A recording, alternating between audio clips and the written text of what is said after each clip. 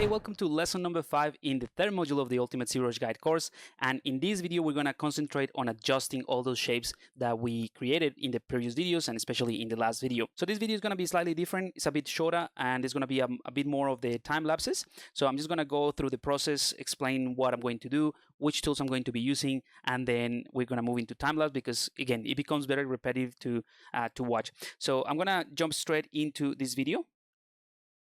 And another reason why this video is going to be slightly different is because we're not going to use a new custom UI. Instead, we're going to keep using the one that we used in the past video, right, or in the previous video. So we're going to concentrate on a couple of things. Let me just bring in my Epic pen here so that I can write on the screen.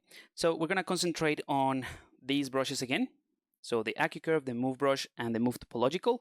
And we might also use the Inflate here as well if we need to, but this is going to be pretty much the whole toolset that we're going to use for this video. So the idea is to go over each one of the pieces and adjust the shape and adjust the placement of this, just to make sure that everything sort of fits together, or that everything feels that it has volume and that it can actually react to the gravity and the laws of physics, right? So part of the idea of this process is not only adjusting the shapes, but deciding whether or not we need more volume. So if you remember in the previous video, we had the dynamics of vision on the belt, on these straps here, as well as these straps. Let me go ahead and turn on polyframe, right? So that's all good. We just need to concentrate on placing these in a better way. Now, the only thing I want to mention is that we're going to keep this with dynamic subdivision just so we can see everything a bit smoother. However, if you turn on dynamic subdivision, the placement of these straps, for example, might look slightly different. So when we enable dynamic, this looks a little bit too smooth and it sort of like loses the that strappy type of idea that we're going for. So when you're doing the adjustment of the shape and the placement for anything that has subdivision or dynamic subdivision enabled, make sure that you turn it on and off just to double check that everything is working. Ultimately, we're going to be using the smoothed version of this. However, sometimes we might want to add an extra loop. So for example, in the case of these straps here, let me go ahead and turn off dynamic and polyframe. So in this case, we have a polygon or a face that is slightly wider, right? So when we use dynamic subdivision, then this larger polygon in contrast with this shorter polygon is going to create a very soft transition. So if you look at this from, let's say, from the inside, from the profile view, it will look like that, right? So that's kind of like inside. And then if you use dynamic subdivision, it will end up looking kind of like this, right? So these corners are going to be rather flat, and we want to keep them a little bit, a bit straight. So we want to go for something more like this, right? So we could go ahead and play with the dynamic subdivision options that I showed you a few videos ago, just so that we can see more of how this is actually going to look. Or we can go ahead and keep this dynamic on and off, or keep playing with the on and off of the dynamic subdivision to make sure we place these polygons properly. All of this is going to make more sense when I actually get to it, but I just wanted to give you a quick overview. So let's go ahead and enable dynamic. And what I mean about playing around with the dynamic options is, let's go ahead and open up the geometry palette here. Dynamic subdivision is this skew grid and this flat subdivision. So I explained this already in another video, but if we enable, let's say, one level of flatness or subdivision, and we turn off polyframe, you see that the borders are now a little bit sharper. We can go ahead and add maybe 2, just to keep increasing that sharpness. But now this looks a little bit too flat and you can start to see the polygons. So again, you can just go ahead and play around with these values, maybe increasing the smoothness a bit more, reduce this to 1, and you start to get something that looks a little bit more realistic. The same thing goes for the straps, right? So we can either add a bit of flatness here and increase the smoothness a couple of times. In this case, it doesn't really work as well. So I'm going to leave this flat subdivision to 0. And let's go ahead and do the same thing for the belt here. So I'm going to add 1 flat subdivision. All right, so just so that we can keep that thickness a little bit more even along the edges. That's really all there is to it. But you can opt in to just work with the dynamic subdivision as it is. So again, This is just changing the flat subdivision with the smooth subdivision to 3, right? And this is totally up to you, depending on how you want to work. In this case, I'm just going to leave it as it is so that when I adjust the shapes, I have a better idea of how these volumes are represented. All right, so I'm going to start with the straps here. And again, this is another thing that I mentioned in the last video that is kind of like a workaround or a different way to deal with the different subtools without having to go into solo mode, right? Because solo mode is going to activate just the subtool that you have selected. So let me just repeat the process that I showed in the last video. I'm going to go ahead and hold the Shift key and click on the visibility icon for the subtools, and Siri is going to turn everything off. That's great. And then I'm going to turn on only the ones that I want to keep while I'm working. So in this case, I want the backpack, and I also want the shirt, and that's about it. Those are the meshes that are interacting with my straps. So that way I can just concentrate on only these, and it's not going to be as heavy as well to play around with this, and it's going to be easy to, again, concentrate on only that. I'm also going to turn on polyframe so that we can see which one is the one that we are affecting. And I'm going to go into Move Brush, and I'm going to enable AccuCurve. Okay, so just before I go into the time lapse, there's a couple of things that I want to mention. So when you're using the AccuCurve or any of the move brushes, you can start moving things around and things might look okay. Let me just do it with a smaller brush size so that I make the effect a little bit more evident. Right? I start move things around, and if I get out of this dynamic mode, you'll see that the edge now is quite different. And we want to maintain a consistent thickness. It doesn't have to be perfect. You can tweak that later on, but just be aware that when you move things around to adjust the shapes, try to grab both of these vertices. So if I undo this, I want to probably do it with a larger brush size, and that would be my recommendation, so that when you grab either the top one or the bottom one, you're actually grabbing or affecting most of the area. All right, so with that said, let's go ahead and start adjusting the shapes. And when I say start adjusting the shapes, all I mean is try to make sure that when you move the polygons and do these little nudges of the geometry, they feel like they have some weight and they are actually part of the design, or they can actually exist. Otherwise, they look like, floating items in relation to the other meshes. And when in doubt, just make sure that the bottom part of whatever mesh you're adjusting is in contact with the underlying surface. So in other words, the inside of these polygons, right, that are not going to be seen, I want to try to maintain them, try to place them along the surface. It's sometimes going to be very hard to describe the same curvature of the underlying surface. So make sure that it looks plausible. So just to give you a practical example, if I push this one too much, like so, then it looks like an intersecting geometry. But if I just leave it as it is right now, this works a little bit better.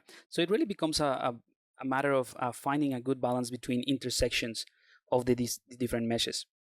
Of course, what you want to avoid is, for example, in this area where there should be some contact and some pressure of, the weight of these straps with the gravity, being affected by the gravity, is not having something that looks kind of like open like that, right? So that's kind of like the main idea of this step, just making sure that everything feels that it could exist in reality, although this is, a made-up creature. Whereas in this area here at the bottom, we can, we're more free to play around with this, with the placement, because we just need to consider how the shape and the material of this strap is actually behaving. So I'm just going to very briefly tweak this a bit, and I think this is fair enough. This is working fine. Just want to go over the overall shape and make sure everything is consistent. You don't want to have a very inconsistent strap, right? You don't want to have something that looks big in one side and tiny in another. So this is part of the adjustment. So here, for example, this is slightly smaller, so I'm going to push it, try to maintain the same ratio, the same width all over the strap. Okay, so I think that's it for the strap. I'm going to jump now into the time-lapse mode, where I'm going to keep editing and tweaking the placement and the shape of these meshes, as well as the straps and the belt. So before I actually go into that, whoops, let me just bring all the ones that I'm going to need. Where's my, yep, my t-shirt and the backpack. All right. Also, probably I'm going to need the pants and all of these pieces here at the bottom, right? So that I can keep tweaking those. I just want to mention something in terms of workflow before I go into the time lapse that have to do with the placements of these straps. Now, you might not find a perfect way to overlap these ones, right? As in, not all of the straps will actually work perfectly fine and overlap perfectly fine over each other. What you want to maintain, though, is a good balance again with the overall shape, right? So, for instance, if I go ahead and start moving these things around, what I want to pay attention to is the primary shape, how much bulginess and how much silhouette these straps are generating. So I want to maintain kind of like an even surface that follows the forearm. What you need to be careful with, though, is that as soon as you start pushing all of these things, you can end up with something that looks very uneven, right? Just because you're trying to put one on top of the other. So don't worry too much about the intersection of some of these. Just make sure that whatever is visible, it feels that that it could work, that it perhaps is one single strap wrapped all around it, okay? But be careful about this effect and try to maintain a nice even surface all across. So that's one of the main things that I want to do. All right, so I'm going to jump into a time lapse to fix this as well as the other pieces and how they interact with the mesh. One thing, though, before I actually get started with the time lapse, is that you don't have to limit yourself to adjust the shape of the new objects. You can actually, if you like the placement of this object, you can go to the t-shirt, for example, and start moving the t-shirt or moving these other pieces, right? So it's just a matter of adjusting the interaction between all the shapes, all the different subtools, all right? And hopefully this is going to be a great practice so that you can get more comfortable when dealing with multiple subtools, because right now we have quite a few. All right, so let's go ahead and jump into the time lapse, and I'll see you in just a second.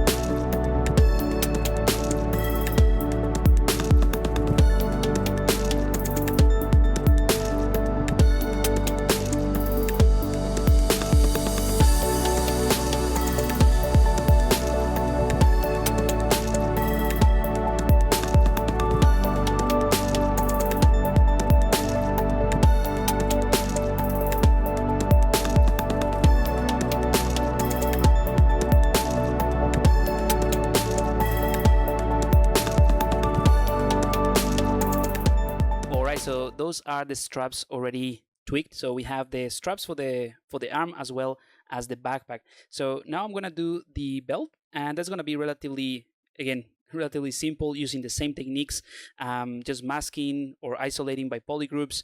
But fortunately, in this case, we have everything separate in subtools. So we have, the skirt, the front of the skirt, displacement, this placeholder, the pants, the belt, and the back as well. So this one is going to be relatively easy, but I'm going to also adjust the shape of the t-shirt a little bit so that it has sort of like me just draw it here so that there is actually compression in the cloth. So instead of being a straight line like that and getting into the belt, what I'll do is I'm gonna make it bolt a little bit like that, and I'm gonna use only the move tool to do that. It's just a slight adjustment to the bulginess here, so that it feels like this is actually getting inside the belt. So it might, from a profile view,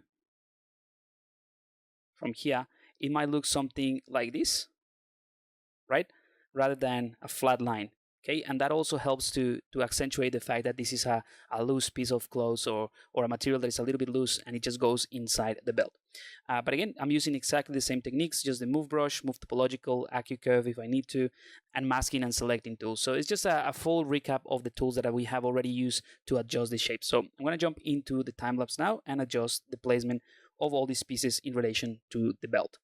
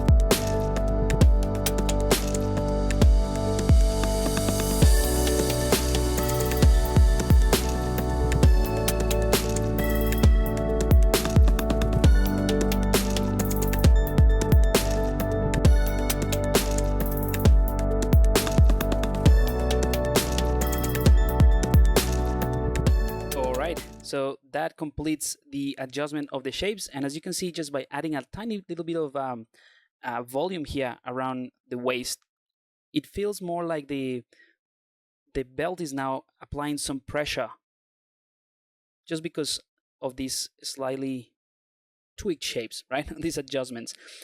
So it feels more like it's actually holding the pants rather than just a piece of geometry stuck on top of everything. We also tweak this one, so let's just turn everything that we tweaked in this video. All right, in fact, let's go ahead and turn everything on so that we know we have a good reference of everything that we're working on. Okay, perfect.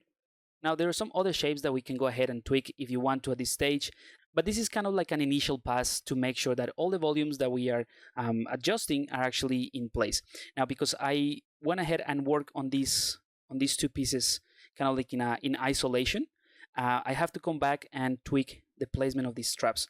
Just because I moved the t-shirt a little bit forward, I can go ahead and reposition this slightly, tiny bit more.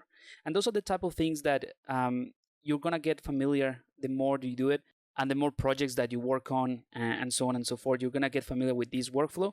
But as you can see, it's pretty simple. It's just the move brush and adjusting shapes.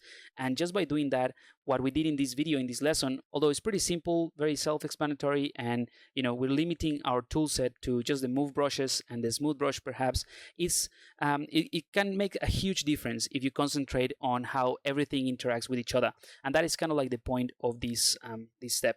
Now, in the case of this belt, I feel like if I go into solo mode, I feel it's slightly thinner. I want to make it a bit more thicker so that we can work on some details later on. So I'm just going to inflate it a tiny bit, just a tiny bit, and there we go. And then we can just work on more details. Now, like I said, you can spend more time in the adjustment, but this is an initial pass. For example, if we enable polyframe and select this piece, this doesn't have the final geometry that we're going to use, right? That's gonna come later in the course. We're going to create a new geometry. So right now, we just need to have something that feels right.